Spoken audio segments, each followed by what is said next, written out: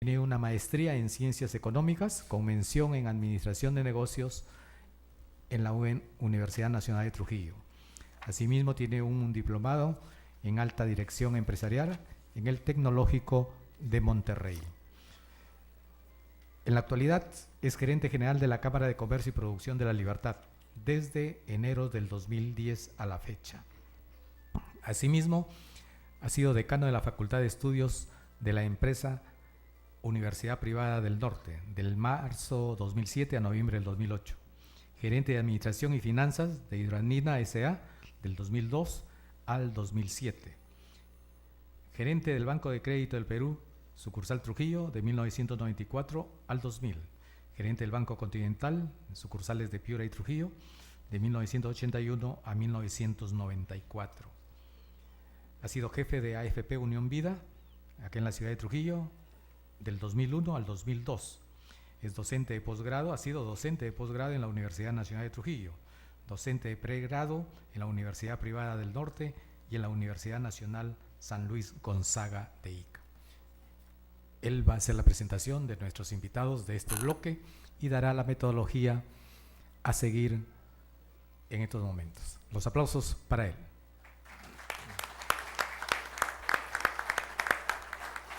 Muy buenas tardes, señores miembros de la mesa de honor, expositores y panelistas, autoridades del Colegio de Contadores de la Libertad, profesionales, estudiantes, buenas tardes.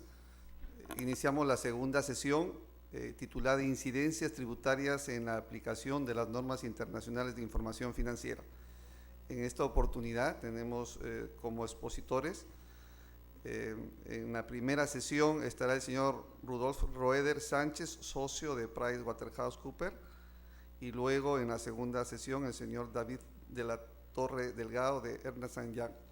En esta primera oportunidad, el expositor Rudolf Roeder es graduado como abogado en la Pontificia Universidad Católica del Perú, tiene maestría en tributación internacional en la Escuela de Derecho de Nueva York. También tiene maestría en finanzas en la Universidad de Quebec, Montreal. Es catedrático en la Universidad de Lima, catedrático también en la Universidad Católica, en la Universidad UPC de Ciencias Aplicadas y en la Universidad San Martín de Porras. Dejamos en uso de la palabra, tiene 30 minutos. Debemos hacer notar de que estamos un poco retrasados en el inicio de la sesión. Por favor, haga uso de la palabra, Rodolfo.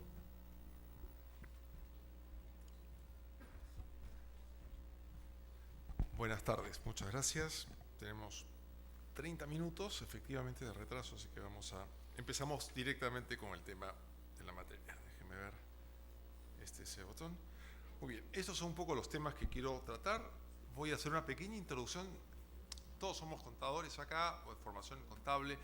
Se preguntarán por qué quiero meter un tema del principio de reserva de ley, que es un tema tan jurídico. Y es porque vamos a ver en el transcurso de mi presentación y de la que me sigue áreas donde la tributación entra en colisión con normas fiscales, y lo único que nos puede ayudar ahí a establecer un camino claro es esta luz que brilla por encima de todo, que es la Constitución, y de la cual trataremos de sacar algunos principios que nos sirvan para los casos que vamos a analizar y para cualquier otro caso que se les pueda presentar a ustedes. Luego algunos ejemplos y luego algunas conclusiones preliminares antes de pasar al siguiente expositor, que va a tratar algunos otros casos también donde las normas internacionales de contabilidad y las IFRS podrían y en cierta forma tienen impacto fiscal. Así que vamos con esta parte medio pesada de estos abogados aburridos. Nuestro artículo 74 de la Constitución nos dice que exclusivamente por ley o decreto legislativo, en caso de delegación de facultades, se pueden crear, modificar o derogar tributos. Y luego el Código Tributario retoma esto y dice: solo por ley, decreto legislativo, en caso de delegación, se puede crear, modificar o suprimir tributos, señalar el hecho generador de la obligación tributaria, la base para su cálculo y la alícuota. Entramos entonces como desde el principio constitucional vía Código Tributario se nos dice que el hecho imponible, la base, el monto, tiene que ser establecido por ley. la doctrina, en este caso estamos citando a De la Garza, tiende a apuntar hacia lo mismo: los hechos imponibles, los sujetos pasivos de la obligación, que van a ser, así como el objeto y la cantidad de la prestación, deben ser establecidos por ley. Y la jurisprudencia del Tribunal Constitucional también recoge este principio, comprende la descripción del hecho grabado, que es el aspecto material, que es el que nos interesa. Tiene que ser hecho por ley. Muy bien. Conclusiones preliminares es que bajo nuestro ordenamiento constitucional los tributos deben ser creados exclusivamente por una norma que tenga rango de ley. El Tribunal Constitucional ha interpretado que esta regulación del hecho imponible debe estar contenida en una norma con rango de ley. Los aspectos que componen este hecho imponible son el material, el personal, el temporal y el espacial. Acá el énfasis está en material, que es lo que la base imponible que vamos a determinar. Y claro, la base imponible es un atributo del aspecto material. Por lo tanto, cualquier cosa que se aleje de esto y que nos diga que hagan una cosa distinta es inconstitucional. Ahora, el Tribunal Constitucional ha establecido algunos principios para poder hacer referencia a las NICs, porque a nadie escapa que hay un montón de cosas que necesitamos para determinar la base imponible que no están en la legislación del impuesto a la renta. Y por lo tanto, el Tribunal Constitucional, que quiere echar mano de aquello que los contadores han desarrollado a través de las normas internacionales de contabilidad, entonces el Tribunal Constitucional ha echado mano de esto a través de una referencia a la norma 9ª del título preliminar del Código Tributario, según la cual se puede utilizar, cuando no está previsto en una norma especial, normas distintas. Y llega a la conclusión el Tribunal Fiscal que entre esas normas distintas están las normas contables. Los próximos 2 slides demuestran, más allá de toda duda, que las normas a las que se refiere el Código Tributario no pueden ser las normas contables. Sin embargo, no me interesa en este momento aburrirlos con las disquisiciones jurídicas de por qué, están ahí más o menos expuestos los argumentos, pero lo relevante es que el Tribunal Fiscal ha recogido en una resolución del Tribunal Fiscal, la cual sí, de acuerdo con la norma 9ª, es fuente de derecho, esta noción de que debemos recoger o debemos apoyarnos en las normas contables. Por lo tanto, en el fondo ya no interesa si el fundamento que tuvo el Tribunal Fiscal es un fundamento correcto o no correcto.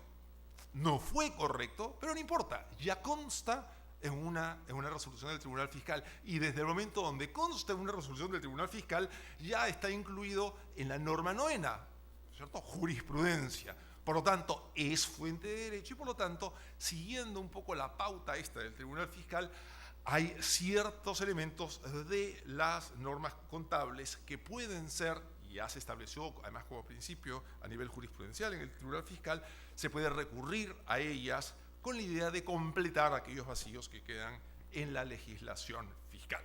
Esto, por supuesto, chorrea hasta la administración tributaria, que ha sostenido, la administración, que solo son causales las pérdidas por IFE cuando se cumplen los requisitos de la NIC 39, ¿no es cierto? O sea, la propia administración recoge en el caso citado una sustentación de una posición sobre la base de una referencia a la NIC 39, en este caso la deducibilidad de los derivados, que fue una de las fatalidades, uno de los errores de la SUNAT, que luego dio lugar aceleradamente a que se corrigiera la norma, pero está claro el patrón que se establece. El Tribunal Fiscal dice, podemos ir en referencia, y la administración lo utiliza. En algunos casos bien, en otros casos mal.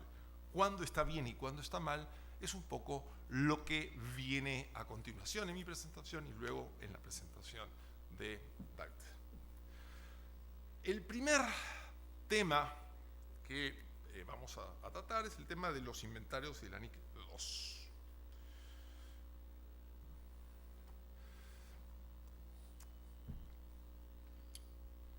La NIC 2 nos dice que el valor neto realizable es el precio estimado de venta de un activo en el curso normal de operaciones menos los costos estimados para terminar producción y demás.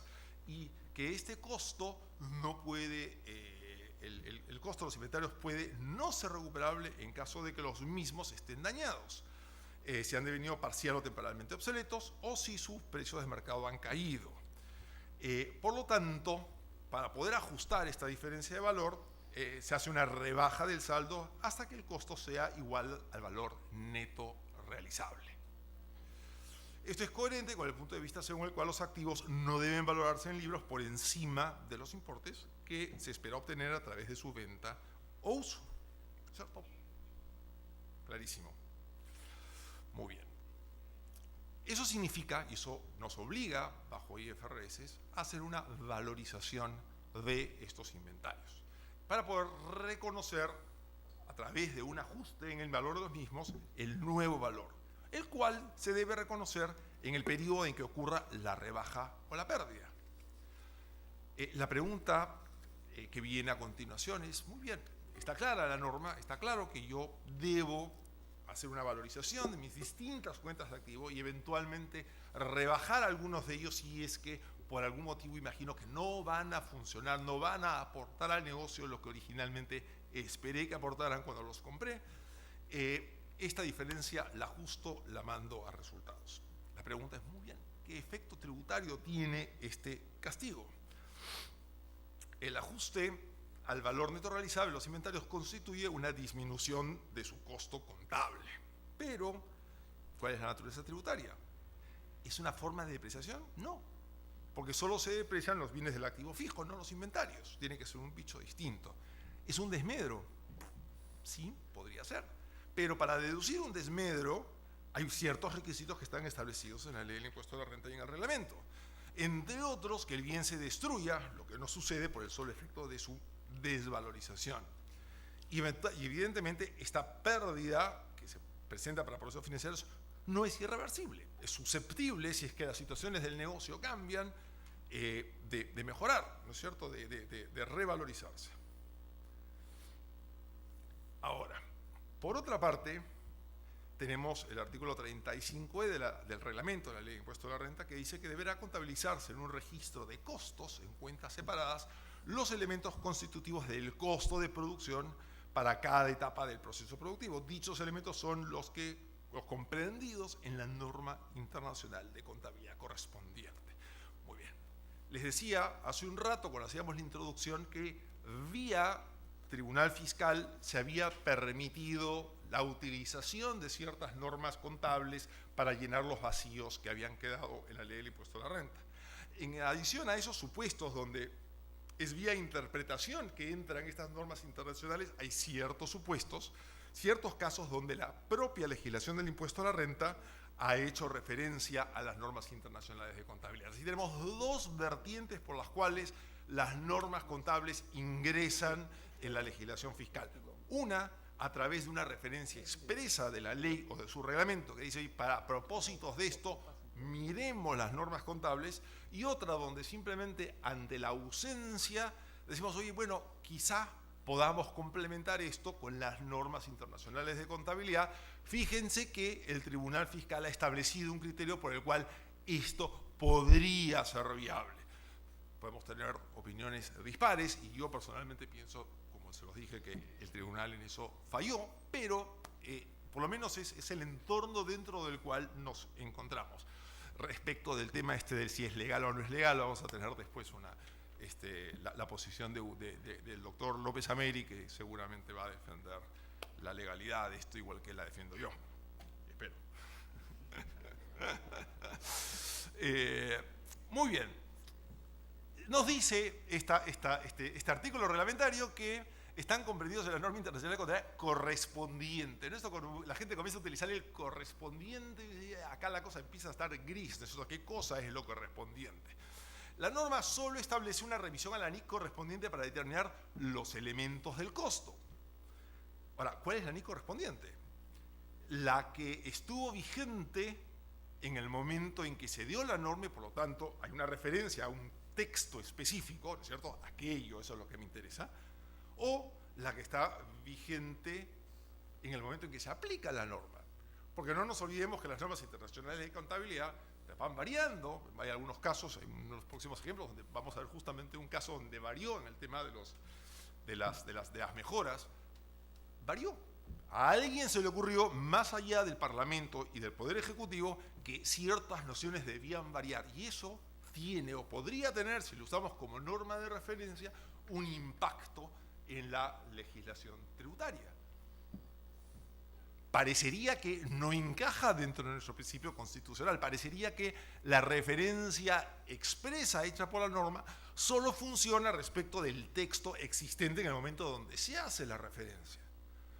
Pero el texto modificado podría entrar por la puerta falsa sobre la base del criterio jurisprudencial que dice, bueno, ahí donde tenemos un vacío, vamos pues a las normas internacionales de contabilidad. Peligroso.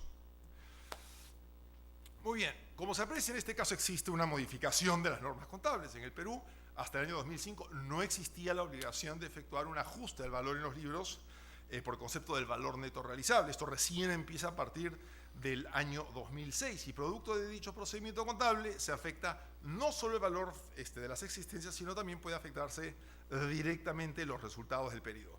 ¿Cuál es el efecto fiscal de dicho procedimiento contable? La administración tiene la posición de que las NIC son de aplicación para fines del impuesto a la renta, por lo menos el inspector que viene a visitarnos. Y es natural porque vienen de las mismas canteras que venimos todos nosotros. Nosotros contadores dicen, bueno, la norma contable la tengo clarísima, esto es norma contable, y hemos dicho y hemos visto al comienzo que para propósitos de determinar el costo, tenemos que ir a la NIC correspondiente. Así lo manda el reglamento de la ley de impuesto a la renta. Bueno, si la NIC correspondiente a partir del 2006 me dice que debo ajustar mi valor, ¿por qué no debería ser mi nuevo valor? Discrepo naturalmente con esa posición. Yo creo que la norma reglamentaria no podría alterar la noción básica de la ley del impuesto a la renta respecto de cuál el costo computable está conformado por el valor de compra. La ventaja en este caso es que la norma reglamentaria la que nos está remitiendo a la norma internacional de contabilidad. Si fuera la norma legal, probablemente el análisis interpretativo sería más complicado, porque tenemos una norma que nos dice, para propósitos de nuestro costo computable, miremos la norma internacional de contabilidad correspondiente. No está claro si la del 2005 o la del 2006, ¿cuál es la correspondiente? Bueno, y asumiendo que fuera la correspondiente, la que nos obliga a hacer el ajuste, es decir, la que hoy está vigente, tendríamos una disminución del valor del activo que colisiona con la norma de desmedros que nos dice, oye, solamente puedes ajustarme el valor si es que hay una destrucción. ¿No es cierto? Hay una contradicción, pero parecería que en este caso tenemos una norma legal que prima sobre la norma reglamentaria, que es la que nos hace referencia a la norma contable y por lo tanto deberíamos quedarnos con el costo original. Activos calificados. Costo por intereses. Un activo cualificado, cualificado porque eso es una traducción del inglés en algún texto gracioso, que en lugar de decir calificado lo trajo del qualified y nos quedó una cosa simpática como un activo cualificado, es aquel que requiere necesariamente de un periodo de tiempo sustancial antes de estar listo para el uso. Calificado para propósitos de esta norma. Muy bien. Los costos por intereses deben ser reconocidos como gastos del periodo en el que se incurren en ellos, salvo si fueran capitalizados de acuerdo con el párrafo 11 de la NIC 23. Es decir, hay algunos intereses que para propósitos financieros pasan a formar parte del costo computable. Los costos por estos intereses que sean directamente atribuibles a la adquisición de construcción o producción de activos que cumplan las condiciones para ser cualificados deben ser capitalizados formando parte del costo de dichos activos. ¿Qué sucede tributariamente con los intereses asociados a un activo de estos? Muy bien, miremos qué dice el 21 de la ley del impuesto a la renta. El costo de adquisición, ¿qué cosa es el costo de adquisición? Es la contraprestación pagada por la compra de, incluyendo fletes, seguros, gastos aduaneros, instalación, montaje, gastos notariales, impuestos, qué bárbaro, está todo ahí, y otros gastos que resulten necesarios en condiciones de... En ningún caso los intereses formarán parte del costo de adquisición. Prácticamente todo. El listado es interminable, intereses no. Muy bien, tenemos la norma contable que nos dice intereses sí, y esta norma puntual que nos dice intereses no. Sin embargo, tenemos la norma original con la que empezamos, que nos dice el costo computable, ¿no es cierto? El costo, la NIC correspondiente. Cuando la norma tributaria regula el valor computable de los bienes, señala que también se incluyen otros conceptos similares que resulten necesarios, excepto cuando señala en forma expresa la exclusión de los intereses.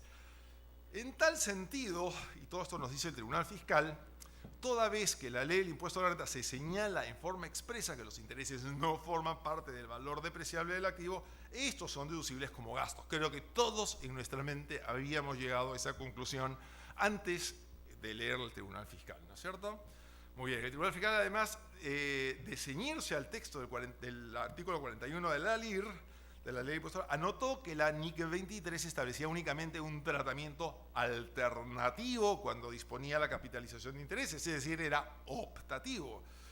Y es válido preguntarse entonces si es que este Tribunal Fiscal podría cambiar de opinión en el contexto actual, donde el tratamiento de la capitalización de intereses vinculados con activos ya no es facultativo, sino obligatorio, de acuerdo con la modificada norma internacional de contabilidad. Pensaría, en principio, que no. Pero la duda se acrecienta si se toma en consideración que el texto vigente del artículo 20 de la LIR únicamente establece que los intereses no formarán parte del costo de adquisición, sin hacer una mención similar para el caso de los costos de producción y de construcción. Por lo tanto, podríamos decir, oye, muy bien, no formarán parte de los costos de adquisición, pero no habiendo una norma expresa en la ley del impuesto a la renta para los casos de bienes construidos, bienes producidos, tendríamos que aplicar la norma contable, ¿no? Si es que en principio decimos que la norma contable es la que debería determinar el valor contable. Van a notar que conforme al artículo 11G del reglamento, para la determinación del costo computable de los bienes y servicios se tendrá en cuenta supletoriamente las normas que regulan el ajuste por inflación con las normas internacionales de contabilidad y los principios de contabilidad generalmente aceptados, en tanto no se opongan a lo dispuesto en la ley del impuesto de la renta y en este reglamento. Muy bien, si solamente tenemos una prohibición para incluir los intereses en la adquisición, el 11G podría estarnos condenando así, bueno, condenando dependiendo de qué posición estén, a utilizar o al capitalizar los intereses asociados con productos producidos, con bienes producidos o bienes construidos. Y de nuevo en celeste, aquella pregunta no resuelta. ¿Cuál es la NIC que debe utilizar supletoriamente? La que estuvo vigente, es decir, aquella o la que está vigente el día de hoy. Bueno, es claro que el artículo 20 de la LIR no ha cambiado, por lo que su sentido no podría haber cambiado. Bueno, yo digo que es claro, pero claramente pueden haber opiniones disidentes con eso. Una modificación en este sentido, por una vía distinta a la de una modificación a través de una ley, es por lo tanto impensable en el contexto constitucional, naturalmente dentro del ámbito sí. Por ello debería considerarse que en este caso la modificación de la NIC no debería tener efectos para la determinación del valor del activo. Pero ¿cuál podrá ser la posición de la administración, que muchas veces aplica las NIFs y las NICs sin un análisis previo del principio de reserva de ley?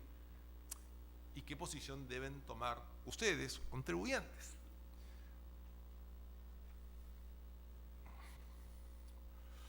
Activos intangibles. Básicamente voy a referirme en este punto a los gastos preoperativos. Los gastos preoperativos en la NIC 38 incluye los gastos de establecimiento, que pueden consistir en costos de inicio de actividades, tales como costos legales, administrativos, etcétera, para iniciar costos de apertura, todo lo que necesitamos para iniciar una operación. Incluso incluiría costos de lanzamiento de nuevos productos o nuevos procesos en el caso de una empresa que ya está en funcionamiento. El artículo 37G de la Ley del Impuesto a la Renta nos dice que los gastos de organización, los gastos preoperativos iniciales, los gastos originados en la expansión de actividades de empresas, etcétera, pueden amortizarse en el primer ejercicio o en un plazo máximo de 10 años en forma lineal. Estas amortizaciones a que se refiere el artículo 37G de la ley se debe efectuar a partir del ejercicio en que se inicia la producción o explotación. Muy bien, tenemos establecido entonces a partir de cuándo y cómo, en ese ejercicio o en un plazo de 10 años. Y una vez fijado este plazo no puede ser modificado. Muy bien. Muy bien. Eso significa que tanto la NIC 38 que hemos visto en el primer slide como la ley del impuesto a la renta que hemos visto en el siguiente regulan de modo específico el tratamiento de los denominados gastos preoperativos. La ley del impuesto a la renta otorga la facultad de diferirlos hasta el inicio de actividades y amortizarlos a partir de ese momento en un plazo de hasta 10 años, mientras que la NIC 38, que fue modificada y a partir de dicha modificación se dispone que los gastos preoperativos deben reconocerse como resultados en el ejercicio en que son incurridos y en ningún caso como activo. Y esto se hace sobre la lógica de que con las NICs y con las nuevas NICs modificadas, el peso, el enfoque de las normas contables ya no está en el estado de ganancias y pérdidas, sino se movió para estar fundamentalmente en las cuentas de balance. Lo que le interesaba en este nuevo cambio de la visión de la normativa contable es que las cuentas del balance no nos muestren activos que no existen. Y en línea con eso dijeron, bueno, pero los gastos preoperativos son gastos, ¿no es cierto? Salvo que se hubiera creado un intangible producto de ese gasto que puede reconocerse como activo, esto tiene que ir a resultados. Por tanto, no hay una cuenta de resultados, esto fue a gastos. Muy bien. ¿Qué sucede entonces con los gastos preoperativos que tributariamente elegimos diferir? ¿Basta que se efectúen los agregados en las declaraciones juradas? ¿Qué tratamiento recibe la diferencia de cambio relacionada con el activo intangible no contabilizado? No nos olvidemos que los pasivos asociados con activos, la diferencia de cambio van hacia ese activo. Si tengo un activo tributario, la pregunta es, y no lo tengo en términos contables, ¿qué pasa con esa diferencia de cambio de ese pasivo? ¿Va al valor del activo ya denominado gasto preoperativo o no va? ¿No es cierto? Está claro que contablemente no va porque el activo no existe, pero tengo que hacer el ajuste y pasaría por lo tanto a incrementar el valor de mi activo amortizable dentro de las reglas del preoperativo. Y claro, el tema está, bueno, vamos, método de la tasa de interés efectivo. Me quedan 5 minutos, que es todo lo que necesito para cubrir este y el otro punto.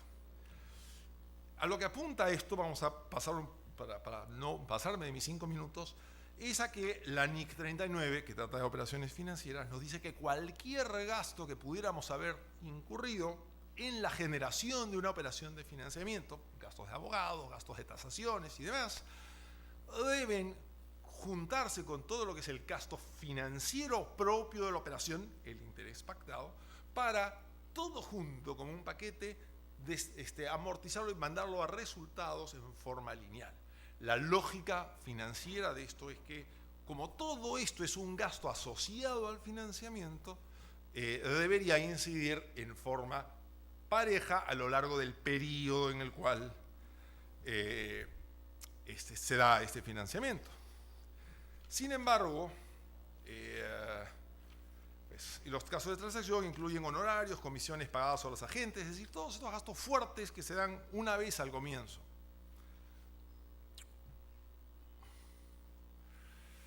De acuerdo con el referido, los costes de transacción asociados a la contratación de un financiamiento se deben amortizar a lo largo de la vida útil de dicho pasivo. Muy bien. Pero ¿qué nos dice la ley de impuesto a la renta? En el 57, la ley nos señala que los gastos de la tercera categoría se imputan en el ejercicio de su devengo. Y el servicio que me prestaron y que yo pagué al tasador, al abogado que me prestó, son gastos que ya se devengaron, ¿no es cierto? Ya me lo prestaron, me mandaron la factura, lo pagué y no vuelvo a ver más al tasador, no vuelvo a ver más, Dios mediante, a ese abogado. Ahora, ¿qué hago con la NIC 39 que me dice ese gasto, considéramelo en forma lineal? Para nada, ¿no es cierto? El gasto ya se incurrió. La NIC 57 me dice que esto ya se devengó y de acuerdo con la doctrina jurídica está muy claro que se acabó.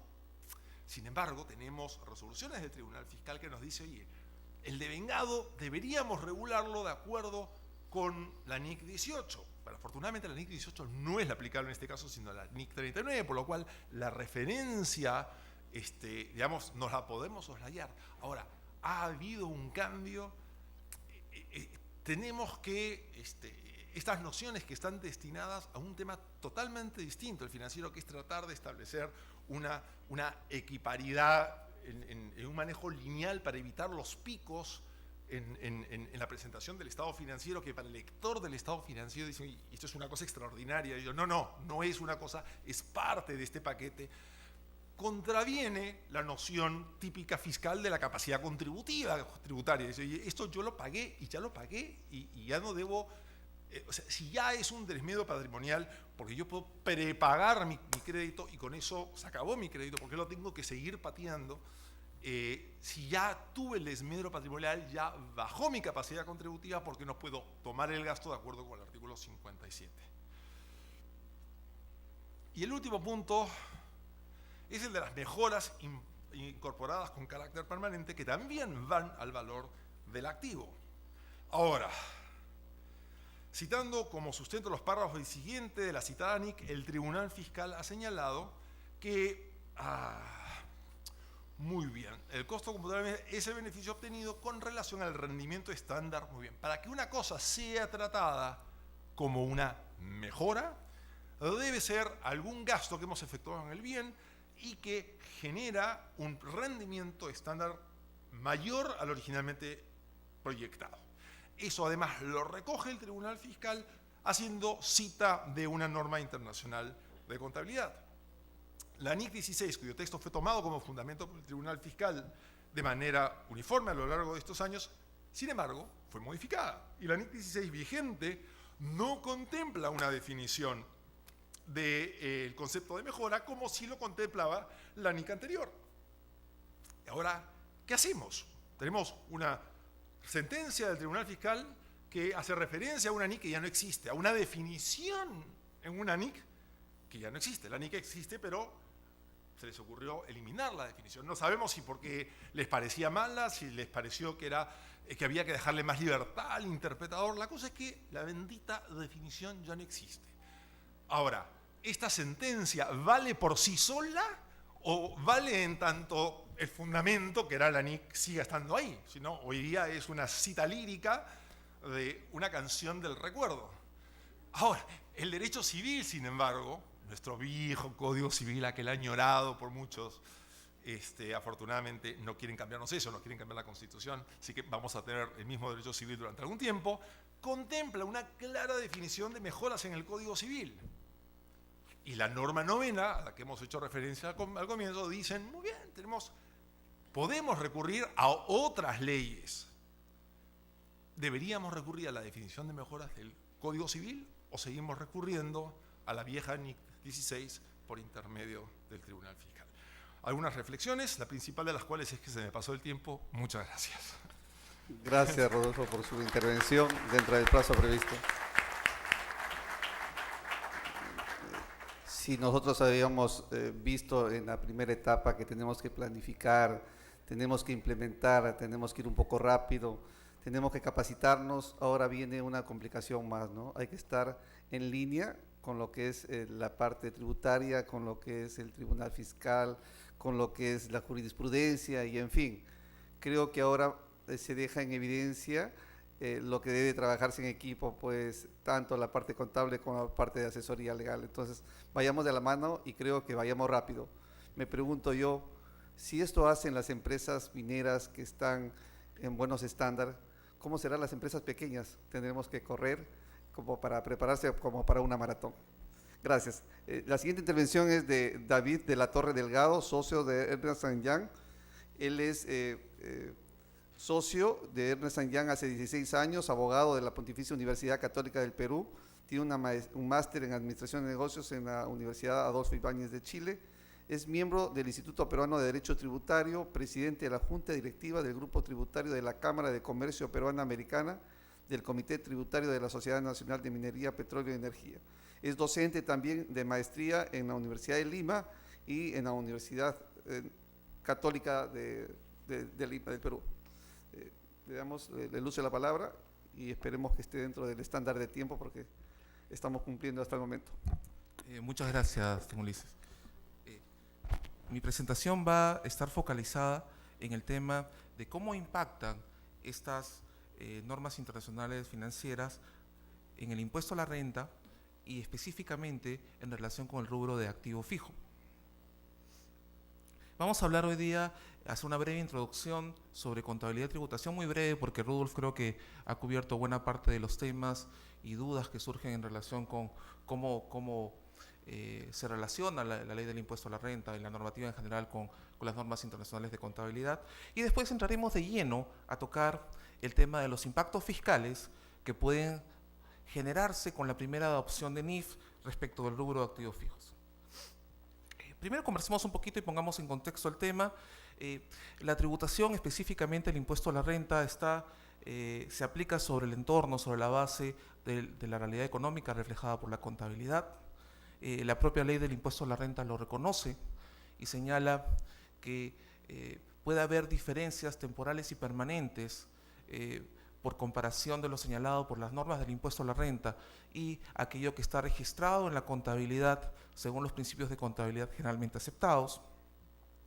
A su vez señala esta norma que en tanto la ley del impuesto a la renta no lo señala expresamente, la contabilización, la deducción de un gasto no está sujeta a su contabilización. Es decir, solamente la deducción de un gasto estará sujeta al registro contable en tanto la norma expresamente lo señale. Es cierto, y es cierto que existe una tendencia en el Tribunal Fiscal, ya de hace un tiempo, a que se le dé contenido financiero contable a una serie de conceptos: ingresos, gasto, costo computable, devengado. Y ese es el entorno en el que nos vemos hoy en día y tiene que ver un poco con la discusión que Rudolf Fink nos ha planteado respecto del concepto de reserva de ley y cómo dar contenido a una serie de referencias que hace la ley del impuesto a la renta a la normativa contable. Estos son los puntos que vamos a tocar. ¿Cuáles son las implicancias respecto del impuesto a la renta en relación con el tema de asignación de costo atribuible y nueva vida útil, cambio de vida útil, asignación de valor residual, componentización de activo fijo con ocasión de la primera adopción de NIF? Pero para eso tenemos que partir de una serie de conceptos tributarios, porque después lo que vamos a hacer luego de plantear estos conceptos es entrar a una dinámica de casos. En primer lugar, el primer concepto es el de costo computable. Según la ley del impuesto a la renta, el costo computable es aquel costo de adquisición, lo que pagué al comprar, de producción, de construcción o de ingreso al patrimonio, cuando adquirí el bien, por ejemplo, a título gratuito. A su vez, como señalaba Rudolf, la norma expresamente señala o recoge en su reglamento que se aplican supletoriamente las normas de contabilidad con toda la casuística y problemática que Rudolf nos ha planteado. Recogiendo este concepto de costo, la ley nos dice que el valor depreciable es el costo más el ajuste por inflación. Sabemos que el ajuste por inflación hoy día no está vigente, pero puede ser de aplicación en algunas empresas que llevan contabilidad en soles y tienen convenios de estabilidad. Y a su vez forman parte del valor depreciable las mejoras de carácter permanente. Otro concepto que forma parte del valor depreciable tributario, aparte del costo computable, son las diferencias de cambio. A diferencia de lo que ocurre financieramente, tenemos una norma antigua tributaria, el artículo 61, que entró en vigencia luego de que se eliminara las normas sobre ajuste por inflación. Estoy hablando obviamente de aquella diferencia en cambio que no tiene que ver con los activos cualificados, como mencionaron en el anterior. Probablemente tenga un resultado, una ganancia o una pérdida, pero sí lo que voy a tener es un mayor costo en el lado de la empresa que recibe esos bienes que los adquiere del enajenante. Ese mayor costo forma parte del valor depreciable tributario. Hasta aquí hemos tratado de limitar el concepto de valor depreciable tributario. Luego vamos a ver la segunda parte de esta ecuación, la depreciación fiscal, la depreciación tributaria. Costo, ya lo fijamos, vamos a tocar ahora la depreciación. Tenemos dos conceptos básicos. Tenemos una depreciación de tasa fija para edificaciones y construcciones que es de 5%. ¿Qué es una tasa fija? Es una presunción, una vida útil fijada por la ley. No importa lo que pase en la realidad económica, no importa lo que pase en la contabilidad. La ley dice que es 5% y es 5%. Antes la ley decía que era 3% y es 3%. No hay forma de discutirlo. Es una tasa fija, una presunción al respecto de la cual no podemos ir en contra.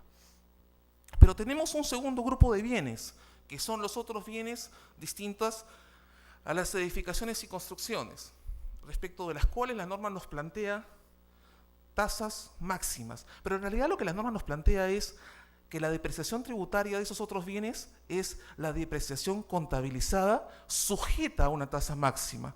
Lo que hace el legislador, lo que hace la norma, es decir, oiga señor, respecto de los otros bienes, la depreciación tributaria va a ser aquella que corresponde a la vida útil real, a la realidad económica. ¿Y dónde está reflejada la realidad económica? En la contabilidad.